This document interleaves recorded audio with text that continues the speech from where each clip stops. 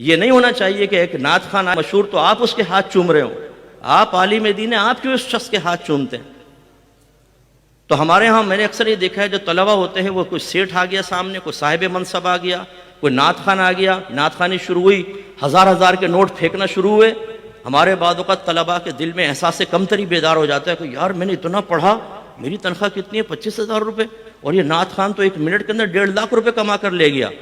تو شیطان فوراً کان میں کہتا ہے تیرے پڑھنے کا فائدہ کیا ہوا؟ 8 سال تک تو نے ڈانٹے سنی، بعض جگہ تو ذلیل بھی ہوا، اچھا تھا یہ رمجم کے راگ گاتا اور 2 منٹ کے اندر تیرے پاس 1.5 لاکھ روپے جمع ہو جاتا. اور ہماری عوام کی حالت بھی یہ ہے کہ یہ علماء کو اور بڑے نعت خان، آرٹسٹ نعت خان، ان میں یہ فرق ہی محسوس نہیں کر سکتے ہیں کہ بھئی ان میں سے اللہ نے کس کو منصب عطا فرمایا. میں اکثر اپنے بیانات میں آج کل یہ سوال چھوڑ کر جاتا ہوں، آپ سب سے بھی میں گزارش کرتا ہوں عوام الناس سے، مجھے قرآن اور حدیث سے صراحتاً کسی نعت خان کی فضیلت بتائیے، آپ اس کا اخروی مقام و مرتبہ بتائیے، جبکہ میں ان وارثان رسول کے سینکڑوں دلائل قائم کر سکتا ہوں قرآن و حدیث سے کہ اللہ نے ان کو کتنی عزت دی ہے.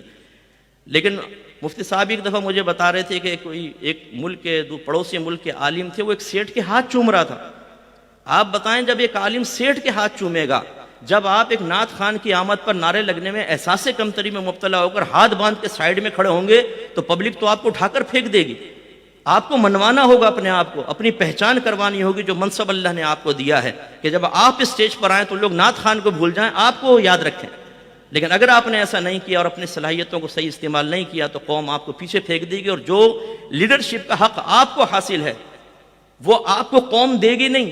پھر ایک نعت خان بیٹھ کے قرآن کی تفسیر بیان کر رہا ہوگا، حدیث کی تفسیریں بیان کر رہا ہوگا. ایک نعت خان صاحب کہہ رہے ہیں جھومو ہاتھ ہلاؤ، کیونکہ جب برود قیامت تمہارے منہ پہ مہریں لگا دی جائیں گی، اللہ تعالیٰ تمہارے منہ بند کر دے گا تو تمہارے ہاتھ گواہی دیں گے. ہو سبحان اللہ.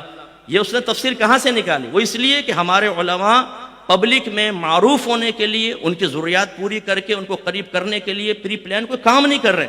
ہمیں قوم نے اٹھا کر پھینک دیا ماں سوا چند معروف علماء کے کہ ان کو اسٹیج پہ شاید وہ عزت حاصل ہو جاتی ہے جو ہونی چاہیے، جبکہ ہمارا ذہن یہ ہے کہ آپ ایک عالم ہیں تو پھر آپ کو عزت ملنی چاہیے. ان چیزوں پہ توجہ انتہائی ضروری ہے. قوم کو غلط راستے پہ لگا دیا گیا ہے. آج شادی بیاہ کی محفل میں 1.5 گھنٹہ نعت خوانی ہوتی ہے، بیان غائب، یا عالم کا بیان 1.5 گھنٹہ راگ رنگ کرے گا، وہ رمجم کے راگ گائے گا، اور پھر اس کے بعد جب عالم بیٹھے گا تو کان میں کہیں گے حضور 15 منٹ میں ہے واپس. ارے بھائی قرآن اور حدیث بیان کریں تو 15 منٹ، اور وہی یوٹیوب کی نعتیں بیان کریں تو اس کے لیے 1.5 گھنٹے، عالم کے لیے 25,000 اور نعت خان کے لیے 1.25 لاکھ روپیہ. یہ پیسہ ہمارا مطمع نظر نہیں ہے. اصل میں یہ عزت کا تفاوت کیوں ہو گیا؟ کیوں لوگوں کا ذہن بن گیا کہ آج نعت خان بڑا اعلیٰ مقام و مرتبہ رکھتا ہے؟ اس لیے ہم چیلنج کرتے ہیں، اور آپ پبلک جو عام بیٹھی آپ بھی یاد رکھیں، نعت خان کا فی نفسی کوئی مقام و مرتبہ نہیں.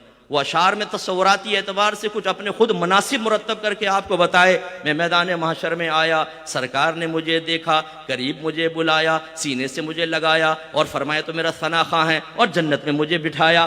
سبحان اللہ، نعرہ تکبیر. آپ اسی ٹائم دلیل مانگے، بتاؤ یہ کہاں لکھا ہے قرآن و حدیث میں؟ عالم کے لیے تو موجود ہے، ان کے لیے نہیں.